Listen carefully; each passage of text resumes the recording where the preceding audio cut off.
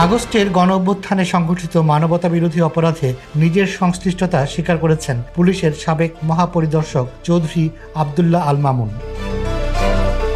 বৃহস্পতিবার দুপুরে আন্তর্জাতিক অপরাধ ট্রাইব্যুনাল 1-এ বিচারপতি মোহাম্মদ গোলাম মর্তুজা মজুমদারের নেতৃত্বে 3 সদস্যের বিচারিক প্যানেলের সামনে দাঁড়িয়ে এই স্বীকারোক্তি দেন তিনি।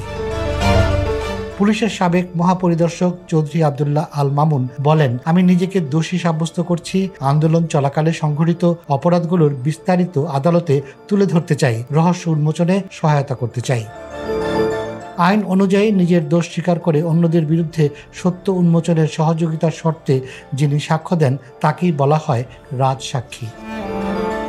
আদালত তারই আবেদন মঞ্জুর করে রাজসাক্ষী হিসেবে বিবেচনা করেন। একই সঙ্গে তাকে নিরাপত্তা দিতে ও পৃথক সেলে রাখার নির্দেশ দেন ট্রাইব্যুনাল। মামুন বলেছেন, 2024 সালের জুলাই আগস্টের মানবতাবিরোধী অপরাধের সমস্ত ঘটনা তিনি জানেন। তিনি অ্যাপ্রোভার হিসেবে আদালতকে সহযোগিতা করতে চান। এদিকে মামলার আনুষ্ঠানিক অভিযোগ গঠনের আদেশে পলাতক সাবেক প্রধানমন্ত্রী শেখ হাসিনা, সাবেক স্বরাষ্ট্রমন্ত্রী আসাদুজ্জামান খান কামাল সহ 3 জনের বিরুদ্ধে অভিযোগ গঠন করেছেন আদালত।